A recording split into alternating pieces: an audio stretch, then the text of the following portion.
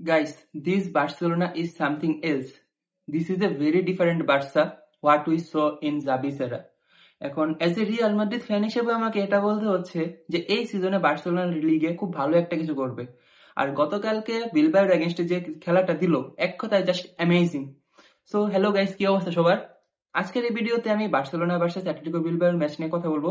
তার সাথে আছে ম্যানচেস্টার ইউনাইটেড ভার্সেস ব্রাইটন, যে ম্যাচে ম্যানচেস্টার ইউনাইটেড অ্যাগেন পকেট হয়েছে। এই দুইটা ম্যাচ নিয়ে আমি আজকে মূলত কথা বলবো। তো চলুন শুরু করা যাক। শুরুতেই আসি বার্সেলোনাকে নিয়ে। গতকালকে রাতে বিলবাওর এগেইনস্টে বার্সেলোনার যেরকম গেমিং অ্যাপ্রোচটা ছিল সেটা এক কথা অসাধারণ। তারা লিটারালি 90 মিনিটের পরেও অ্যাটাকিং প্রেস করে যাচ্ছে, অ্যাটাকের পর অ্যাটাক করে যাচ্ছে। সো বিলবাওর এগেইনস্টে এরকম ভাবে গেমিং খেলা হান্সি ফ্লিকের বার্সা কিন্তু একটা সত্যি একটা চেঞ্জ নিয়ে আসতেছে বার্সেলোনার জন্য। কারণ আপনার 95 মিনিট আর 96 মিনিটেও দেখলাম যে বার্সেলোনা প্রেস করছে বিলবাওর এগেইনস্টে।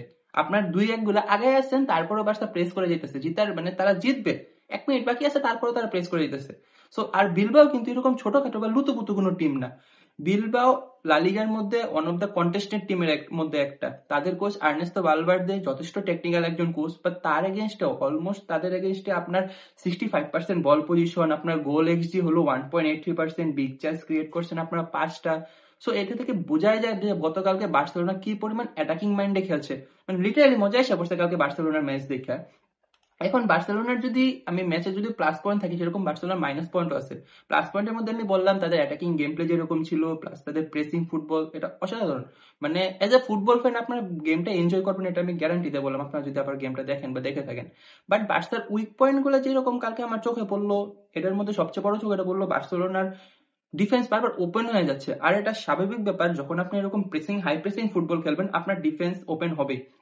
গতকালকে নিকো উইলিয়ামস অনেক ওপেনে চান্স পাইছিল যে বার্সার ডিফেন্সটাকে চিড়ে চিড়ে গোল দেওয়ার, বাট আনফরচুনেটলি সে করতে পারে নাই। বাট এটা থেকে দেখা যায় যে বার্সার ডিফেন্স ওপেন হয়। এখন বড় টিমগুলোর এগেইনস্টে এই জিনিসগুলো ঠিক করতে হবে। আর এটা ঠিক করার জন্য বার্সেলোনার একজন ডিএম খুব দরকার ছিল, বাট আনফরচুনেটলি বার্সার টিমে কোনো ডিএম নাই। এখন এটা কেন বার্সেলোনার ম্যানেজমেন্ট এটা কেন কি করে, যে কি গাঞ্জা গুঞ্জা খায়া তারা এই ম্যানেজমেন্ট তারা যে কি বলবো যে ট্রান্সফার মার্কেট থেকে প্লেয়ার কিনে। আমি ফর এক্সাম্পল একটা কথা বলি, তারা অলরেডি ড্যানিয়েল অমলোকে লাইপজিগ থেকে সাইন করিয়েছে, ভালো কথা, দ্যাটস গুড। কেন তারা আবার চেলসিকে আনলো জুভেন্টাস থেকে? মানে এটা কোনো দরকার ছিল না। তাদের কি প্রেসিডেন্ট ইলেকশন জিতার এতই দরকার লাপোর্তের? এর থেকে একটা ডিএম নিয়ে আসতো কোথা থেকে। আর বান্দারা অমলোকে রেজিস্টার করতে পারে না, 2 ম্যাচ বসায় রাখছে, রেজিস্টার নাই। এরপরে তো আবার প্লেয়ার নিয়ে আসতেছে, কি পরিমাণে ভালো ম্যানেজমেন্ট এটা। ওকে, তো এই ম্যাচের মধ্যে যদি আমি প্লেয়ারদের নিয়ে কথা বলি, প্লেয়ারদের মধ্যে 3জন প্লেয়ার নিয়ে আমি কথা বলবো। ফার্স্ট হলো লামিনে ইয়ামাল। এই বান্দা জাস্ট এক কথায় অসাধারণ খেলছে গতকালকে। তার ড্রিবলিং, প্লেয়ারদেরকে কাটায় যাওয়া, আর তার গোলটা আউটসাইড দ্য বক্স ব্যাঙ্গার, এক কথায় পুরো চুম্মা। আর রাফিনার কথা যদি বলি, সেও অনেক ভালো খেলছে, বাট সে বেশি উস্তাদি মারাইতে গেছিল, সত্য কথা যেটা। একটা গোল সে পাইতেও পারতো, ওই অ্যাক্রোবেটিক শটের জন্য চেষ্টা না করে যদি নর্মাল দিত সেও খেলতো। বাট এটা ছাড়া ওভারঅল যে খেলাটা খেলছে অনেক অসাধারণ। এজ এ নাম্বার 10 হিসেবে গতকালকে হান্সি ফ্লিক তাকে মাঠে নামাইছিল, অনেক ভালো খেলছে। আর লেভানডস্কি ভাই, আমি বলছিলাম বার্সার একটা ম্যাচের প্রি ম্যাচ অ্যানালিসিস ক্ষেত্রে, যারা লেভানডস্কি হয়তো সে প্রাইম লেভানডস্কিকে পাবে না বার্সেলোনা, বাট তারপরও তার মতো গোল পোচার যদি থাকে টিমের মধ্যে, ভাই অবস্থা খারাপ করে দিবে।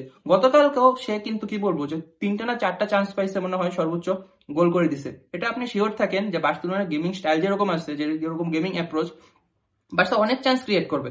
এবং এমন না যে লেভানডস্কি প্রত্যেকটা গোল করবে, লেভানডস্কি মিস করবে এটা ঠিক আছে, কিন্তু বান্দা যদি তার খারাপ টাইমের মধ্যেও সে একটা বা 2টা গোল করে দিবেই। তার অলরেডি 2 ম্যাচে 3 গোল হয়ে গেছে।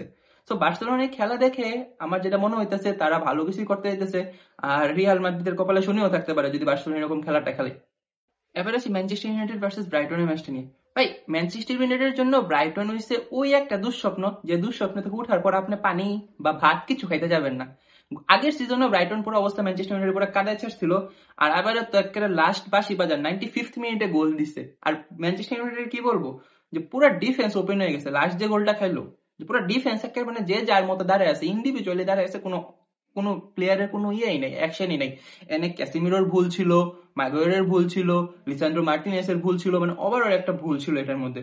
এখন ম্যাচের মধ্যে যদি আমি একটা আসি, ম্যাচের মধ্যে নিয়ে, ম্যাচের মধ্যে আমি যদি স্ট্যাটস গুলা দেখি, ব্রাইটন ম্যানচেস্টার ইউনাইটেড থেকে গোল এক্সিতে আগায় ছিল, টোটাল 6টা আগায় ছিল, ইভেন বিগ চান্স দুইজনে সমান সমান। বাট ব্রাইটন এর মধ্যে তার গোলগুলা কি বলবো, যে গোলিং যে চান্স গুলা সেগুলো তারা এক্সিকিউট করতে পারছে, ম্যানচেস্টার ইউনাইটেড পারে নাই।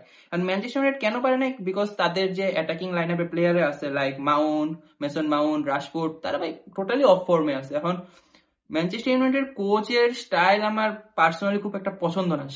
তার খালি চুলি নাই, খালি দেখতে সে গার্দিওলার মতো, তারপর গেমিং স্টাইল কোনো ইয়েই নেই।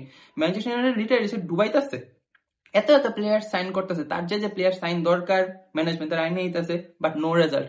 এরকম যদি চলতে থাকে আমার মনে হয় না ম্যানচেস্টার ইউনাইটেড খুব একটা বেশি দিন কোচকে রাখবে। তারা তো ভাগ্য ভালো যে তারা কোচ পায় নাই দেখে এখন পর্যন্ত কোচটাকে রেখে দিছে, নাহলে তারা কবেই স্যাক করে ফেলতো। এখন ম্যানচেস্টার ইউনাইটেড যদি ভালো কিছু রেজাল্ট করতে যায়, তাদের অ্যাটাকিং অ্যাপ্রোচটাও চেঞ্জ আনতে হবে, আর তাদের ডিফেন্সটা সবচেয়ে বেশি ঠিক করতে হবে। কারণ ডিফেন্স নাই বলতে হলে আপনি প্লেয়ার দুজন সাইন করে নিয়ে আসছেন, আপনি বায়ার্ন মিউনিক থেকে ডিলিটকে সাইন করে নিয়ে আসছেন, সো ডিলিটকে আপনি নামান, আপনার মাগে এটা চলতেছে না, আপনি ডিলিটকে নামান। আপনার ক্যাসিমিরো প্রবলেম করতেছে, আপনি ক্যাসিমিরোরে সাব করেন, বাট তা করতেছেন না। আপনার অ্যাটাকিং এর মধ্যে ঝামেলা হইতেছে, আপনি অ্যাটাকিং ফরমেশন চেঞ্জ করেন। আপনি ব্রুনো ফার্নান্ডেসকে দিচ্ছেন হলো গিয়ে ফলস 10, অথচ আপনার অ্যাটাকেই যাচ্ছে না, মেসন মাউন্টকে নাম্বার 10 দিয়ে রাখছেন। তো এই জিনিসগুলো চেঞ্জ করতে হবে, এই জিনিসগুলো নিয়ে। ওয়েল গাইস, এতটুকুই ছিল আজকের ভিডিওতে। ভিডিওটা কেমন লাগলো সেটা অবশ্যই জানাবেন। যদি ভালো লেগে থাকে লাইক করে দিন, চ্যানেলটি সাবস্ক্রাইব করে দিন। ধন্যবাদ।